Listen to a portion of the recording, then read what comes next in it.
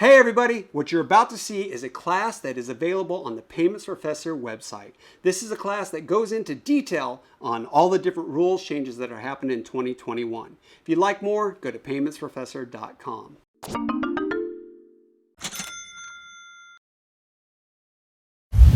Hey everybody, are you ready to take the ache out of ACH rules changes and updates? Well, how about an extension? What? This particular rule was set up to be introduced and become effective last year, but in response to a lot of requests from some covered parties for additional time to come into compliance with the rule requirement, it is actually changed to when it's going to become effective. We will now see that on June 30th, 2021, we will have the supplemental ACH data security rule become effective. What does that mean? This means that certain ACH originators and covered third parties are required to implement additional safeguards for account numbers that are used in ACH payments by rendering that information unreadable when it is stored electronically. The effective dates of the rule on supplementing data security requirements were extended by 1 year to June 30th, 2021 and June 30th, 2022, respectively. Wait, what in the world is supplementing data security requirements, and why did you give me a 2021 date and a 2022 date? What is going on here? Let me make it make sense. ACH already has data security requirements in place. The new rule change, or we should say enhancement, is for explicitly to require large non-financial institution originators, third-party service providers, and third-party senders to protect deposit account information by rendering the data unreadable when it is stored electronically. Now let's take a look at the existing ACH data security requirements first. See, back on September 30th, 2013, we're going way back in a little ways here, okay? The ACH Security Framework rule was changed, or actually it was implemented. See, the ACH Security Framework established the minimum data security obligations for ACH network participants to protect ACH data within their system. What was the purpose of this rule? Well, this rule was aimed at protecting the security and the integrity of certain ACH data throughout its life cycle. And it was intended to be consistent with what we saw with other data security obligations, well, in the payments world and by other ACH network participants as well. The rule implementation, it actually has 3 sets of rules. The first part is the protection of sensitive data and access controls.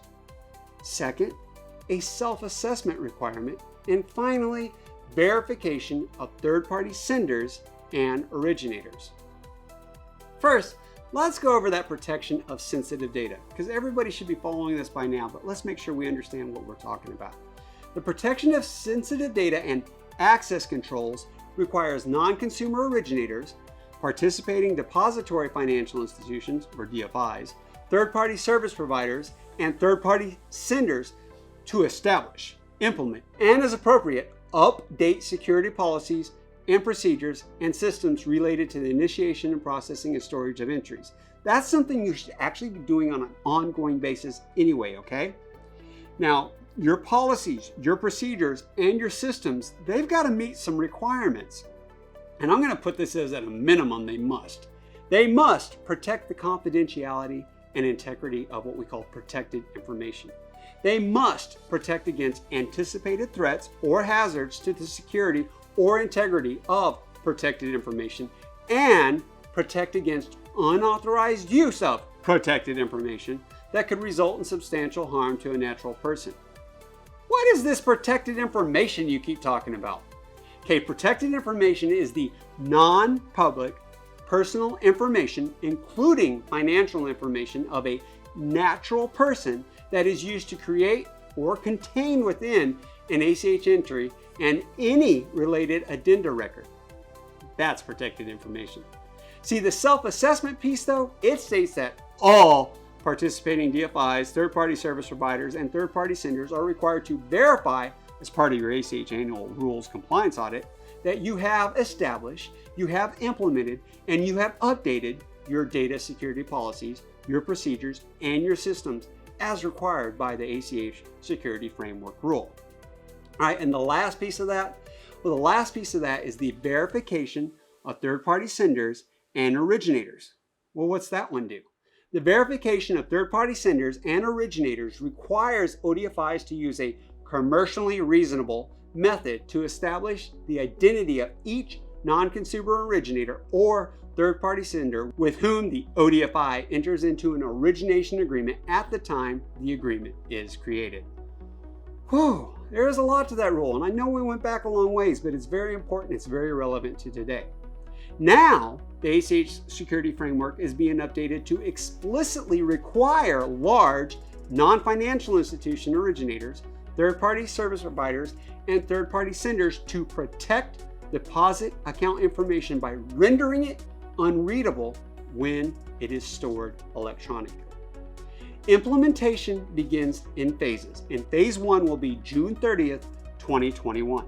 And this is going to be for the largest originators and third-party service providers and third-party senders.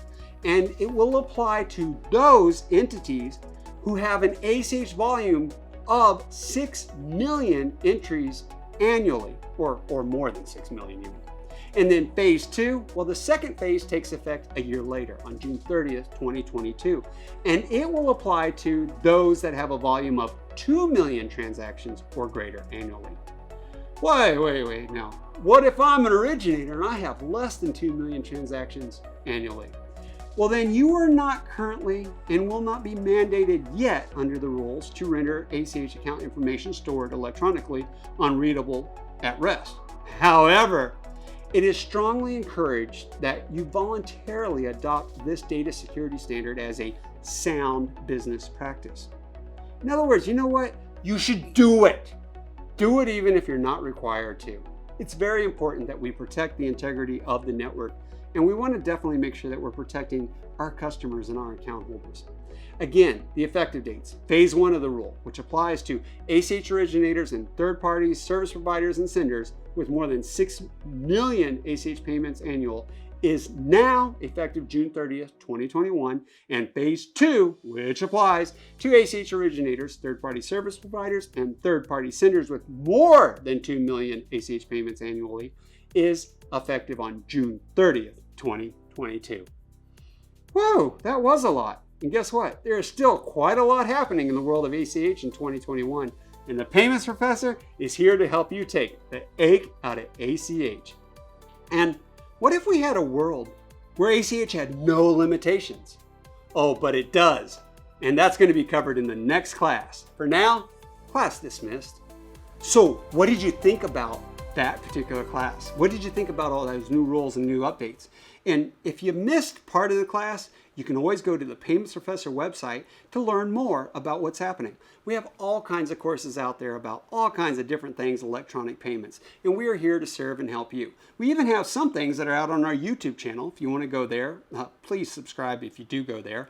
Or if there's a class or maybe a course you'd like to have created, you can always email me, kevin@paymentsprofessor.com. And like I said at the end of that class, I got to say it again, class dismissed.